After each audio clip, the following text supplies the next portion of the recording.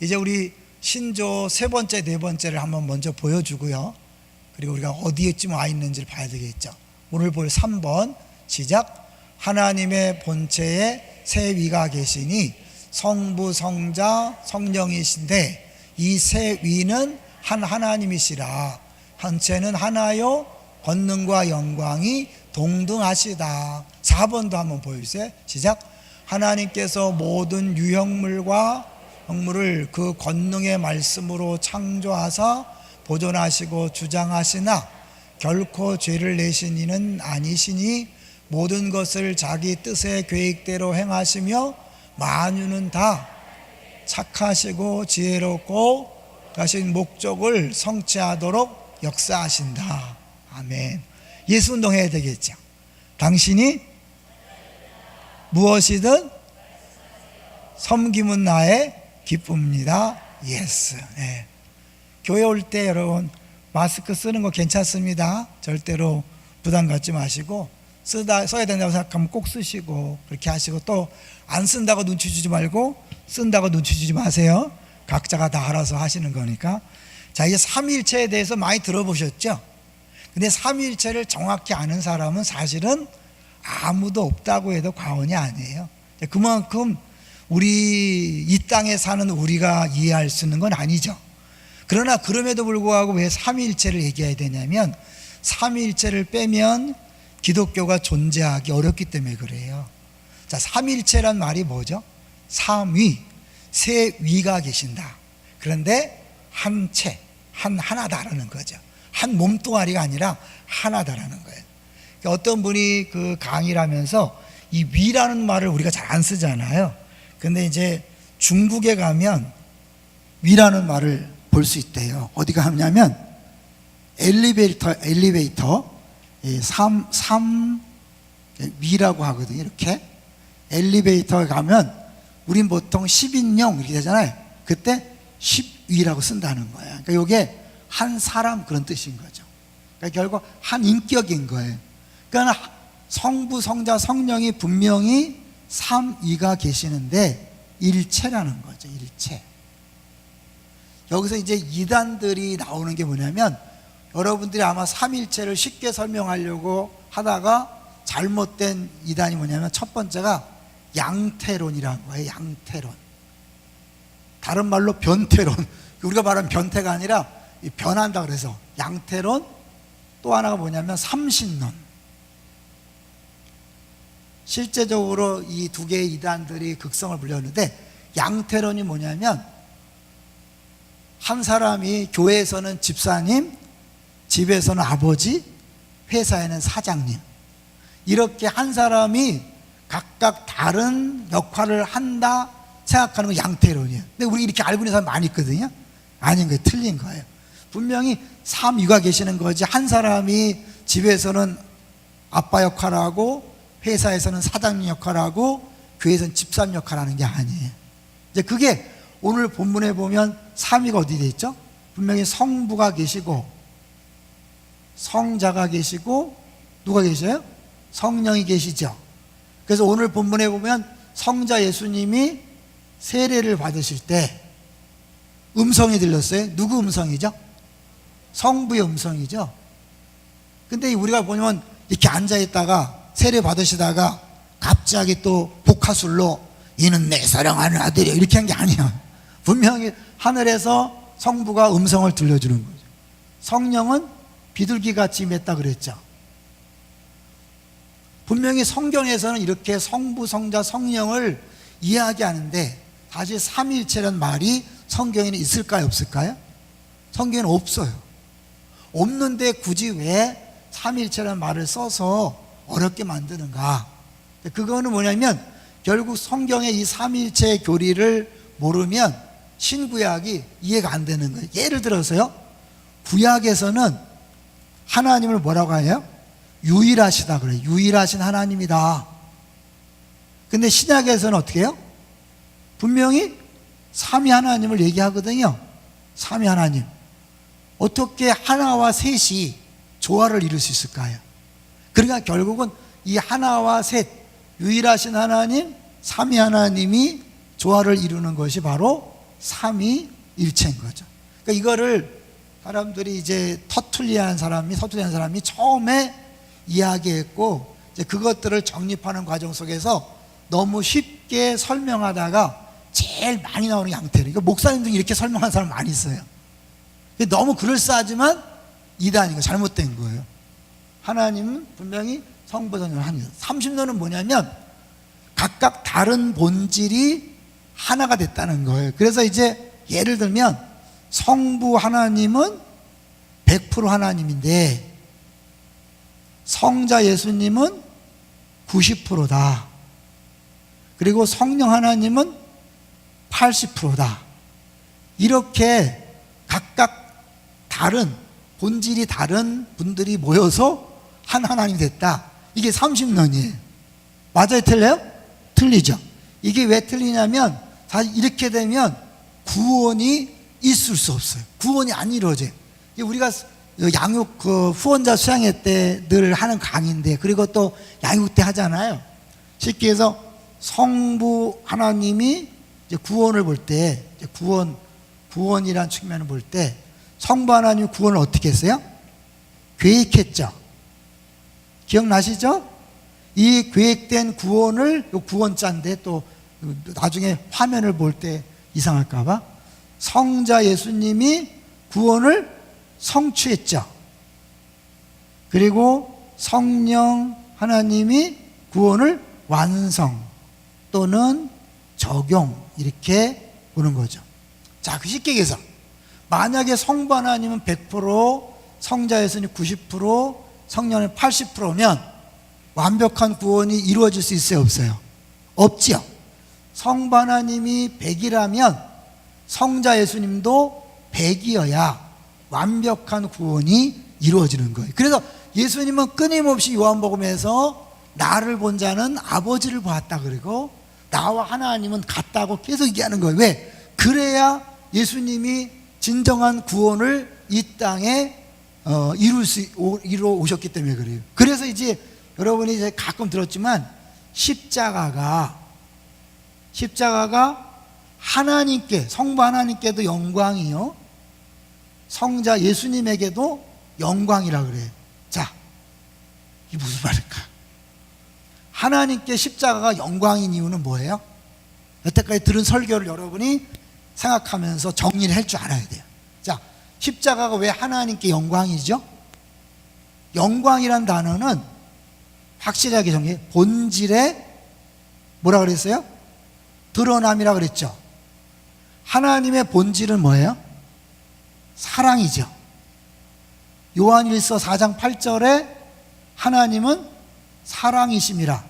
자, 그렇기 때문에 사실 삼일체도 뭐냐면 이 하나님이 사랑이라는 것에서 삼일체의 교리가 안 나오면 안 돼. 왜냐하면 사랑하기 위해서는요, 뭐가 필요해요? 사랑하기 위해서는 사랑하는 사람이 필요하죠. 사랑을 주는 사람이, 주는 쪽이 필요해요. 사랑 주는. 또 누가 필요해요? 사랑을 받는 쪽이 필요하죠. 사랑을 혼자 할 수 있다, 없다? 없는 거죠. 그러니까 사랑을 주는 쪽이 있고 받는 쪽이 있다. 그러니까 하나님이 사랑이라는 자체는 뭐냐면 혼자가 아니라는 거예요. 이해되세요? 하나님이 사랑이란 정의 자체가 혼자가 아닌 거예요. 그래서 이 기독교가 다른 종교와 구별되는 거예요. 그러니까 다른 종교는 사랑이란 개념이 엄밀히 없어요. 삼위일체이기 때문에 사랑이란 존재가 그 개념이 가능한 거죠. 그리고 이제 사랑을 주고 쪽 받는 쪽이 있고 이 사랑 자체가 있는 거죠. 그래서 어거스티안 분은 사랑을 주는 분은 성부, 사랑을 받는 쪽은 성자, 사랑 자체는 성령. 그래서 이 사랑이 성부와 성자 사이에 그 본드 역할을 한다. 이렇게 어거스티안 분이 이렇게 한 거예요. 이 하나님은 사랑이라는 개념을 가지고. 나중에 결론 부분에 이제 이 부분을 다시 얘기할 거고요. 결국은 이 성부 하나님에게 왜 영광이냐면 이 십자가가 우리를 위하여 자기 자신을 내어준 사랑의 극치를 보여주기 때문에 우리가 볼 땐 끔찍한 거지만, 고통스러운 거지만, 그게 하나님이 얼마나 우리를 사랑하시는가를 가장 잘 보여주고 드러낸 거죠. 할렐루야. 그래서 이거를 계시했다 그래. 계시. 어려운 말로 요한복음에 계속 로고스라고 말하는 이유는 뭐냐면 예수님이 하나님의 완벽한 계시자로 오신 거예요. 하나님이 어떤 분인지를 보여줘야 사람들이 다른 신을 쫓아가지 않고 하나님을 믿고 구원받으시잖아요. 그게 로고스라는 개념이 거기 나오는 거예요. 그런데 하나님을 계시하려면 뭐예요? 똑같이 100%이신 하나님이 오셔야 하나님이 계시가 되지, 조금이라도 부족하면 완벽하게 계시가 될까 안 될까요? 계시가 뭐죠?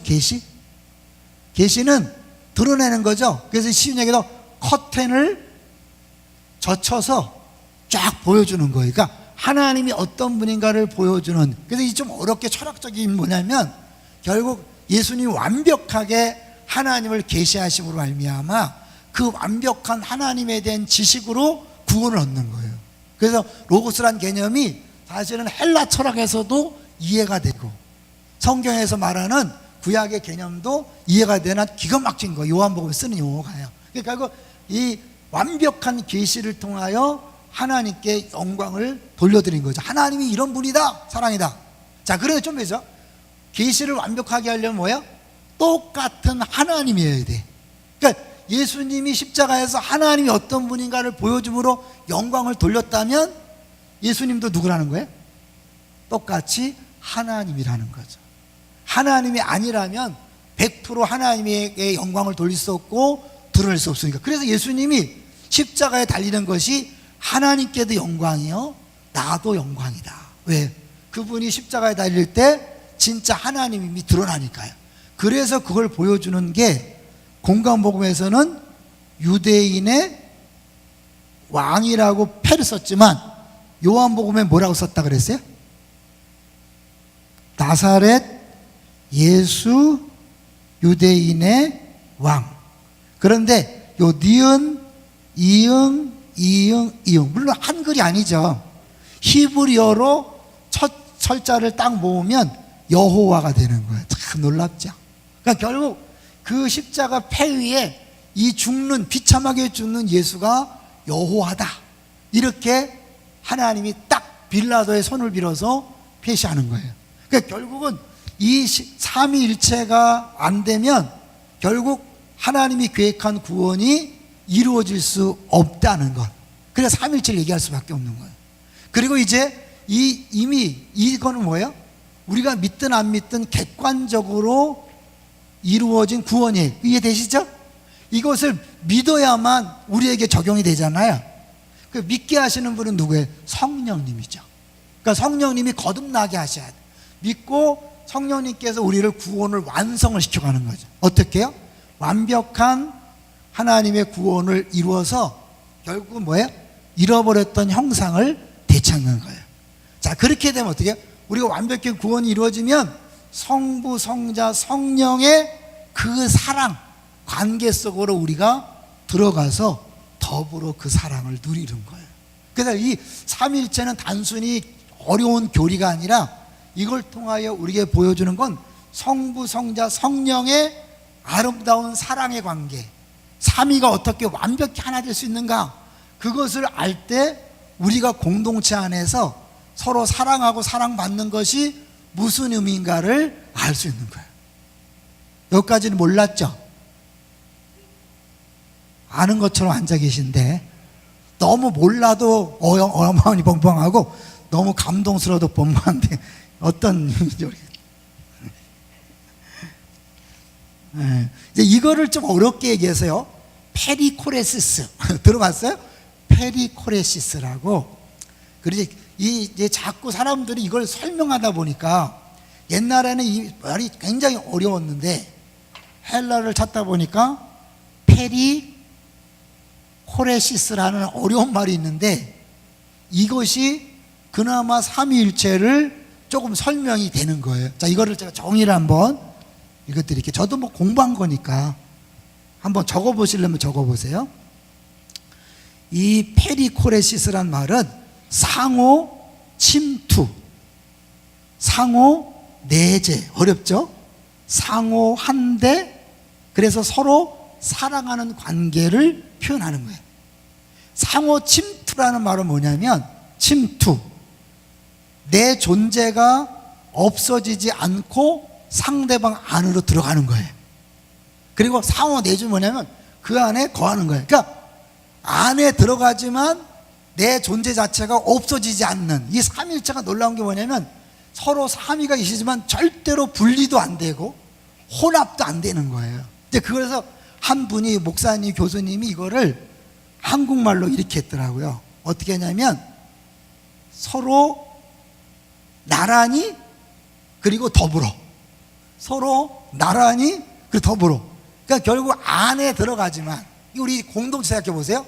우리가 상호책이면 상호의존이라고 얘기하는데 진짜 공동체는 뭐냐면, 사랑은 뭐냐면 내가 그 사람 안에 들어가는 거예요. 그래서 그 사람 안을 다 아는 거야. 그 사람과 함께 아파하고 슬퍼하고 고통을 느끼면서 그 사람과 공감하는 거예요. 대신에 내가 없어지는 게 아니에요. 우리 사랑으로 하나 됩시다 해갖고 내 존재 자체가 없어지는 게 아니에요. 색깔이 없어지는 게 아니에요. 내 색깔은 그대로 유지되는데 상대방과 전적으로 100% 동감하고 같이 아파하고 같이 기뻐하는 거죠. 그러면서 이분이 한 목사님이 이거를 음악으로 비유하더라고요. 멋졌어요. 음악에 이제 피아노로 도를 땅 치잖아요. 그럼 도 소리가 나죠. 도, 빵, 도미솔. 도미솔을 한꺼번에 치면 어떻게 돼요? 이게 도미솔은 다 각자의 음을 내고 도미솔이 뭐 파가 된다든지 소리 되지 않죠. 그러나 화음을 이루면서 완벽한 아름다운 그런 음이 나면서 그 안에 도미솔은 그대로 존재하는 거죠. 자기의 색깔은 존재하면서 완벽하게 화음을 이루는 것이다, 이렇게 설명하더라고요.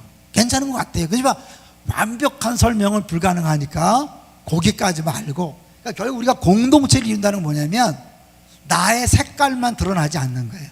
완벽히 내가 어느 공동체 안에 들어가서 완전히 녹아지는 거예요. 그러니까 내가 드러나지 않아요. 대신에 내가 없어지는 것도 아니에요. 그래서 우리가 공동체 할 때 당신 막 옷을 뭐 이렇게 입어라, 말을 이렇게 해라, 행동을 이렇게 막 바꾸는 게 아니에요. 그 사람 있는 그대로 100% 존중해 주는 거예요. 그냥 있는 그대로 받아주는 거예요. 그 사람은 들어와서 자기 색깔을 내려고 막 하는 게 아니라 자기를 유지하지만 100% 공동체 속에 녹아져서 있는 듯 없는 듯 하면서 전체가 드러나는 거죠. 이게 바로 삼위일체를 본딴 공동체의 모습이라는 거예요. 할렐루야. 좀 어렵지만 그래도 약간 감이 잡히죠. 자, 이제 구체적으로 이 삼위 하나님이 우리에게 해주시는 것을 한번 볼 텐데요. 사도행전 한번 볼까요? 사도행전 어차피 좀 어려운 거예요. 그러나 여러분이 듣다가 내가 알고 있었던 선을 조금 넘어가면 돼요. 그냥 다음에 또 들으면 되니까요. 사도행전 7장 55절을 보겠습니다. 사도행전 7장 55절. 의외로 어떤 남자 집사님이 삼일체에 대해 관심이 있다고 그랬다는 얘기를 들었어요. 너무 감사해요. 여러분, 관심을 갖고 자꾸 여러분이 이해하되 억지로 풀려고는 하지 마세요. 그러나 이것이 꼭 필요하다는 것은 기억하세요. 이 스데반 순교의 장면인데 여기 보면 삼위 하나님이 다 나와요. 이게 우리 삶 속에 구체적으로 삼위 하나님이 어떻게 역사하시는 걸 보여주는 거죠. 자, 우리 7장 54절부터 60절까지 같이 한번 읽어볼게요. 199쪽, 신약성경 199쪽. 자, 천천히 읽어볼게요. 54절 제가 먼저 읽습니다. 그들이 이 말을 듣고 마음에 찔려 그를 향하여 이를 갈거늘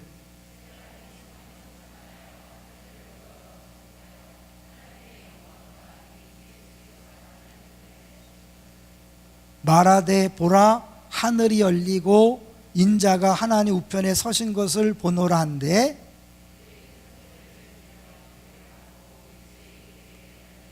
성 밖으로 내치고 돌로 칠세 증인들이 옷을 벗어 사울이라는 청년의 발 앞에 두니라.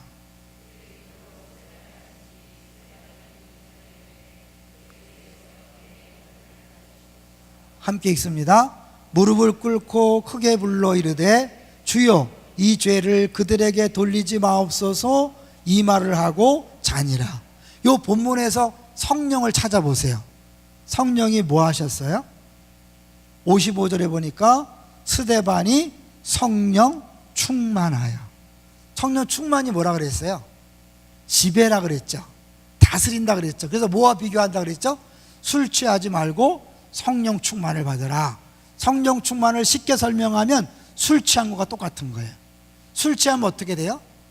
제정신이에요? 미쳐요? 개가 되죠? 아무 데서나 오줌 싸고 막 제정신이 아니잖아요. 왜? 술 기운에 지배를 받는 거죠. 마찬가지로 성령 충만한 것은 제정신이 아니라 성령의 지배를 받기 때문에 보통 인간들이 할 수 없는 말과 행동을 하는 거예요. 이 상황이 천사의 얼굴을 보일 수 있는 상황이 아니잖아요. 지금 막 돌로 자기가 맞고 막 아프고 사람들이 달려들어서 자기를 죽이려 할 때 마음에 고통도 있고 분노도 있고 막 이래야 되는데, 이 스데반이 얼굴이 뭐예요? 천사 같다 그랬잖아요. 이게 왜 어떻게 되냐면 여기 성령 충만해서 성령께서 그렇게 가능케 하는 거죠. 근데 성령만 역사하는 게 아니라 보세요. 55절에 보니까 하늘을 우러러 주목하여 하나님의 영광과, 하나님은 볼 수 있는 존재가 아니니까 영광이라고 얘기했고, 및 예수께서 하나님 우편에 서신 것을 보고, 결국 예수님이 하나님과 함께 이 스데반이 순교하는 장면을 보고 계신다는 거예요. 보통 우리가 사도신경 할 때는 예수님이 지금 뭐가 어떻게 계세요? 전능하사 천지를 만드신 하나님 아버지를 내가 믿사오며 그 외아들 우리 주 예수 그리스도를 믿사오니 그는 본디오 빌라도의 고난을 받아 십자가에 못 박혀 죽으시고 죽은 자 가운데 부활하셔서 하늘에 오르사 전능하신 하나님 우편에 뭐하다? 앉아 계시다. 앉다는 것이 이제 통치의 개념이거든요. 우편이란 거와 앉다는 것이 이 세상을 다스리고 통치하는 그 개념인데 서 계시대. 왜요? 그래서 사람들이 그렇게 얘기하잖아요. 얼마나 이 상황 속에서 이 예수님께서 스데반을 응원하기 위해서, 사실은 뭐 예수님 막아주려면 얼마든지 죽음을 막을 수 있지만 이 그 상황이 아니에요. 죽어야 되는 상황이니까 대신에 잘 죽으라고 예수님과 하나님을 위해서 응원하는 거죠. 성령님은 친히 스데반 안에서 충만해서 용기를 주고 기쁨을 주지만 하나님과 예수님이 하늘에서 응원하는 거죠. 내가 너를 보고 있다. 함께한다. 말씀을 준비하다 보니까요, 그 로마 시대 때 검투사들을 동원하고 막 그러고 사자밥이 되게 했잖아요. 근데 어느 날부터 그 원형 경기장의 글들을 없앴다는 거예요. 이유를 알고 봤더니 이 기독교인들이 예수를 믿기 때문에 죽는데 막 찬양하면서 죽고 너무 편안한 얼굴로 죽으니까 그걸 구경하던 수많은 그 로마 시민들 중에 예수 믿는 사람들이 있는데, 자기들은 예수 믿는다는 표도 안 내고 몰래 이렇게 구경하고 있는데 예수 믿는 사람이 당당하게 죽으니까 그걸 보고 마음에 찔려갖고 막 고민하다가 언제부턴가 그들이 죽을 때 막 뛰어들어가는 거예요. 같이 죽는다는 거예요. 그래갖고 이제 로마에 볼 때 그걸 계속하니까 로마 시민들이 막 뛰어들어가서 죽으니까 안 되겠다 그래서 금지시켰다는 거예요. 그리고 결국에는 로마가 기독교로 바뀌었잖아요. 그죠? 절대 데모하지 않았어요. 혁명을 일으키지 않았어요. 운동을 한 게 아니에요. 각자가 하나님 말씀대로 이웃을 사랑하고 하나님을 섬겼을 때 세상이 변한 거예요. 잘 기억하세요. 그 원리는 지금도 동일합니다. 믿습니까? 절대 힘으로, 기독교 위상으로 세상을 바꾸는 게 아니에요. 힘으로 바꾸려고 하는 자체가 기독교가 아닌 거예요. 근데 우리 자칫 잘못하면 기독교인들이 힘을 모아서 바꿔버리자. 아니에요. 기독교는 약해지는 거예요. 낮아지는 거예요. 죽는 거예요. 그런데 하나님 바꾸셔요. 그래서 신비인 거예요, 여러분. 십자가로 막 찌르는 게 아니에요. 이걸로 십자가로 막 싸우는 게 아니에요. 근데 우리 자꾸 한국의 기독교가 갑작스럽게 늘어나면서 기독교의 위상이라는 표현을 막 써요. 제가 이제 기독교 연합회 할 때 이 사람 앞장선 사람들이 가장 많이 하는 게 뭐냐면, 요새 시장이 기독교를 너무 우습게 한다는 거야.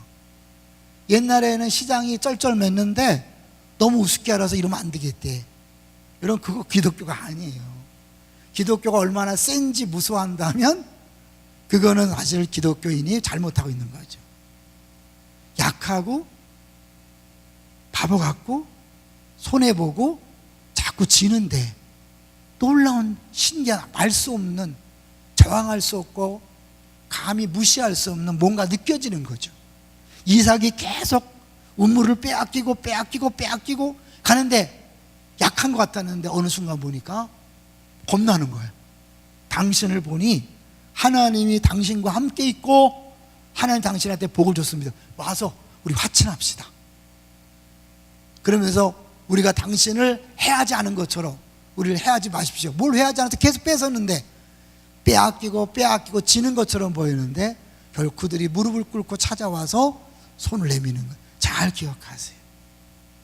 한국 기독교가 변질된 게 뭐냐면 교회가 커지면서 이게 힘이라 생각한 거예요. 아니야. 기독교는 그렇게 세상을 변화시키는 게 아니에요. 십자가에 못 박혀 죽고 희생하고 바보가 되고, 그런데 어느 순간에 사람들이 변화되는. 이제 그 얘기. 여기 스데반이 안 죽는 게 아니에요. 죽어야 돼요. 하나님이 그 다 보고 있는데 그걸 죽이면 어떡해. 그런데 하나님 보고 계시고 예수님이 서서 응원하는 거예요. 잘 죽어라. 시켜서 멋있게 죽어라. 기뻐하며 죽어라. 말 돼야 안 돼요. 주님이 우리를 안 망하게 하는 게 아니에요. 안 죽게 하는 게 아니에요. 너 죽되 잘 죽어라. 망하되 멋있게 망해라. 너 가난해져도 당당히 가난해져라. 그런 거예요. 이 성삼위 하나님이 우리에게 지금 함께 하시는 모습이 이런 거예요. 성령이 우리 안에서 충만히 역사합니다. 믿습니까? 하나님과 예수님이 우리를 계속해서 원합니다. 오죽해서 성경에서 뭐예요? 하나님 우편에서 예수님이 중보기도 한다 그랬잖아요. 성령님 우리 안에서 말할 수 없는 탄식으로 기도한다 그러잖아요. 그 기도를 들으신 하나님이 역사를 주관한다면 뭐예요? 우리는 잘 될 수밖에 없어요. 잘 된다는 건 안 죽는 걸 얘기하는 게 아니에요. 안 망하는 걸 얘기하는 게 아니에요. 좋은 대학교 가는 게 아니에요. 남들이 볼 때 우스운 대학을 가도 감사함으로 가고, 그 우스운 게 아니라 우스운 대학에 보낸 하나님의 뜻을 분별하고 거기서 빛이 되고 소금이 되는 거예요. 왜요? 거기 우스운 대학에 내가 구원할 영혼이 있기 때문에 그래요. 그 우스운 대학을 변화시킬 책임자로 나를 보내시는 거예요.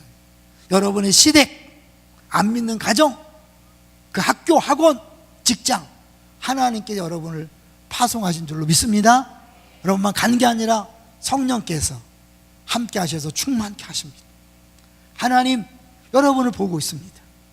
전 세계 역사를 주관하시면서 결국 모든 것을 합력하여 선을 이루시는 하나님이 우리의 모든 것들을 다 선한 결말로 인도하실 것입니다. 그것을 보여주는 게 바로 예수님이잖아요. 십자가가 정말 끝인 것처럼 보이고 정말 고난이고 악이지만 그 악과 고난을 통하여 하나님이 인류 구원을 이루셨다면 지금 내가 당하는 모든 악과 고난, 아픔도 하나님이 막지 않으셨다면 거기에 분명한 이유가 있고 뜻이 있는 줄로 믿습니다.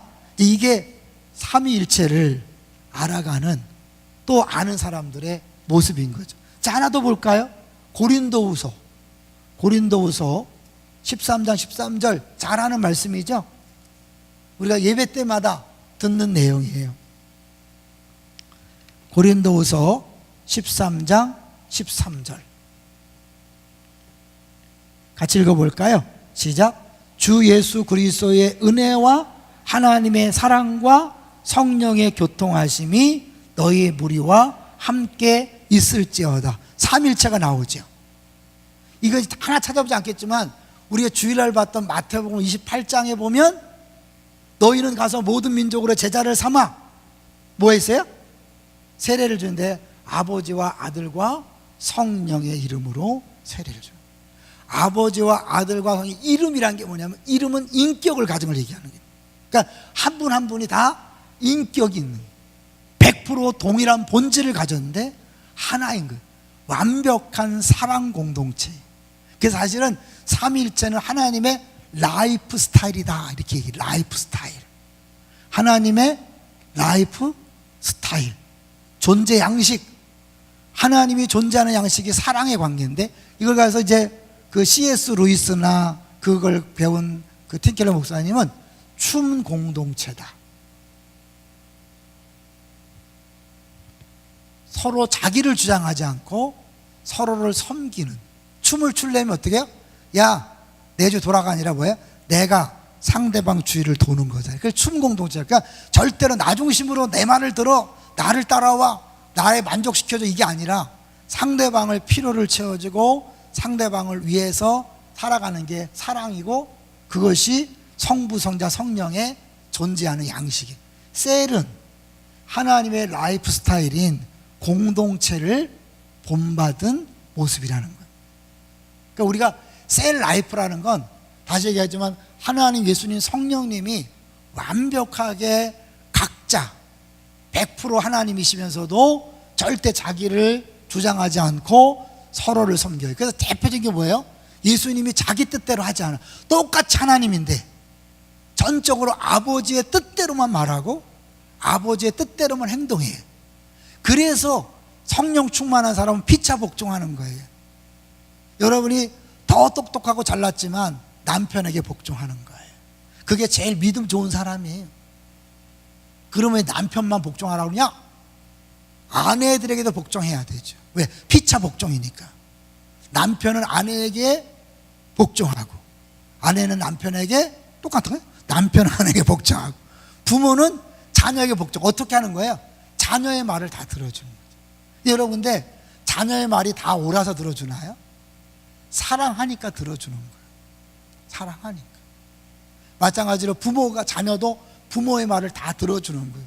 부모가 쉽게 해서 꼰대처럼 우리 시대에 안 맞는 말을 할지라도 사랑하면 들어주는 거예요. 그렇게 해서 말도 안 되는 요구를 들어줬는데 죄의 문제가 아니라면 들어줘 손해를 본다. 하나님 어떻게 하실까요? 그 손해를 변하여 선이 되게 하시는 거예요. 근데 우리는 부부끼리도 절대로 양보하지 않고 손해볼 수 없어요. 부모 자식 간에도 양보할 수 없고 손해볼 수 없어요. 성도들끼리도 절대로 양보하면 안 돼. 손해보면 안 돼. 내 주장을 펴야 돼. 내 생각이 옳다고 주장해야 돼. 다 아닌 거예요.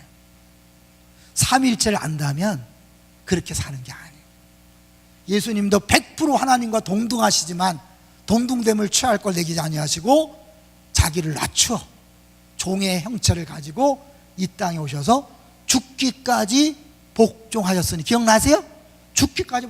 그러니까 우리가 십자가를 따라간다는 것, 십자가를 본받는 것, 자기 십자가를 지는 건 뭐예요? 100% 다른 사람의 말을 들어주는 거예요. 그게 온유함이라고 그랬죠. 온유함은 부드러운 게 아니에요. 길들여진 냉수라 그랬잖아요.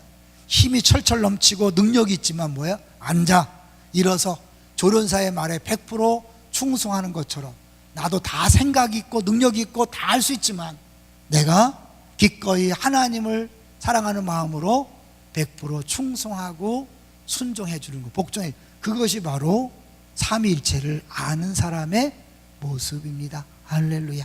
그래서 결국 구원이 이루어졌잖아요, 여러분.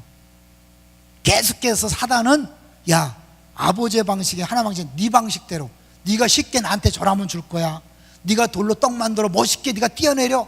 다 쉽게 아담과 하와에게 따먹으면, 선악과를 따먹으면 하나님처럼 된다고, 네 방법으로 하나님처럼 되라고 한 것처럼 예수님에게도 똑같이 하나님 아버지의 방식이 아니라 네 방식으로 살아라. 우리도 끊임없이 부부끼리 하나님 사다는 거야. 야, 네 방식으로 해. 남편에게 본때를 보여줘. 아내에게 초장에 확실하게 길을 꺾어놔야 돼. 그리고 옛날, 요새 그렇게 안 하죠, 무식하게. 옛날 그랬잖아. 막 초장에 박살을 내야 된다 막. 그리고 저 화성의 어떤 장로님 그냥 그 말을 듣고요, 이 아내를 언젠가 한번 때려줘야 되는데 너무 말을 잘 들으니까 때릴 기회가 없는 거야. 그래도 어쩌다 한마디 잘못했는데 이때다 싶어서 때리는 고막이 터졌어. 그런데 그 아내가 평생을 얘기 안 했어요. 나중에 부부 상담하는데, 집단 상담하는데 처음으로 수십 년 만에 처음 얘기합니다. 여러분, 그렇게 무식한 짓을 한다는 거. 기독교인은 그게 아니에요. 여러분, 지금도 부부끼리 수싸움하고 기싸움 합니까? 삼일체를 모르는 거죠. 그러니까 삼일체가 단순히 어려운 신학이 아니라 우리의 모든 신앙생활을 주장하고 그것이 무엇인지를 가르쳐주는 지침이에요. 할렐루야. 예, 정리하려고 그래요. 이 부분을 우리가 공동체 생활할 때 어떤 거냐면, 서로 침투하고 내재하는 어려운 말. 온전한 공동체는 뭐냐면요, 배타적이지 않은 거예요. 누구도 싫어한다고 내쫓지 않고 다 품는 거예요. 특권을 내려놓지만 누구에 종속되는 게 아니에요. 자기는 여전히 있으면서 그것을 복종해 주는 거죠. 위계가 아니에요. 누가 누구를 지배하는 게 아니에요. 오늘도 우리가 섬기교구 순장님도 모였어요. 그건 담임 목사님이 결정해야 될 일 아닙니까? 예, 그거는 하나님 나라가 아닌 세상 나라에서 하는 방식이. 리더가 모든 것을 결정하는 것은 하나님 나라 방식이 아니에요. 왜냐하면 리더도 하나님이 주신 하나의 지체에 불과한 거예요. 함께 결정적인 순간에 또 책임을 지는 게 리더고, 말씀을 가르치는 직분을 줬기 때문에 목사로 있는 것이죠. 제가 부목사님보다 더 뛰어나서 이 자리에 있는 게 아니에요. 장로님보다 뛰어나서 이 자리에 있는 게 아니에요. 주님께서 저에게 이 자리에 역할을 하도록 준 것이지 내가 모든 걸 결정하는 게 아니에요. 누가 주인일까요? 예수 그리스도가 전적인 주인이. 담임 목사가 말씀을 가르치는 입장에서 가장 먼저 자기 자리를 내려놓고 절대적으로 다른 사람에게 복종하되 종속된 게 아니에요. 사랑으로 복종해 주는 거예요. 사랑으로 져주는 거예요. 사랑으로 그들의 말을 들어주는 거예요. 남들이 볼 때 우습게 볼 수 있지만 그것이 성령 충만의 결과인 거죠. 위계를 따지는 게 아니에요. 지배하고 지배받는 게 아니에요. 다 삼일체가 100% 완벽하게 동등한 그런 능력과 있지만 때를 따라서 서로 양보하고 지켜주는 거죠. 그리고 어떻게 해요? 자유로운 교제, 평등한 사귐을 하는 것이 바로 삼위일체의 모습인 거예요. 만약에 우리가 가정에서 이거를 본받아서 부부끼리, 부모 자녀 간에 살아간다면 뭐가 될까요? 그게 천국이죠, 그죠? 패밀리가 어느 누가 주장하는 것이 아니라 다 함께 서로 상호 내주, 상호 침투. 너희가 내 안에 거하고 내 말이 너희 안에 거하면 결국은 하나님, 예수, 성령님이 온전하나 된 것처럼 우리가 하나 되어서 서로 안에 들어가서 다 공감하고 다 알지만 그러나 내가 없어지지 아니하고 함께 역할을 감당함으로 나도 행복하고 모두가 행복한 그런 것이 바로 삼위일체 신학에 근거한 신앙생활인 줄 믿습니다. 저는 사실 이 삼위일체에 대해서 신학교에서 배웠지만 진짜 개인적으로 깨달은 건 뭐냐면 김세현 교수님의 그 책을 읽으면서 이 구원론에 근거한 삼일체가 왜 필요한가를 깨달았어요. 그리고 셀을 배우면서 이 공동체가 무엇인가를 이론으로 배우고 경험적으로 알아가면서 이거구나 라고 알았어요. 그리고 최종적으로 팀켈러 목사님의 그 복음의 재발견을 통해서 이 삼일체 하나님의 그 사랑의 관계가 지금 우리의 모든 것들의 모델이고 우리가 함께 닮아가야 될 부분인 것을 알게 되면서 그걸 내 목회에 적용하는 거예요. 그러니까 세상 사람 볼 때는 이상한 목회일 수 있지만 저는 제가 깨달은 대로 그렇게 가는 거죠. 그래야 내가 깨달은 대로 살아야 내 설교가 진정성이 있잖아요, 그죠? 머리로 하는 지식은 머리로 전달되지만 가슴으로 하는 지식은 가슴으로 전달되는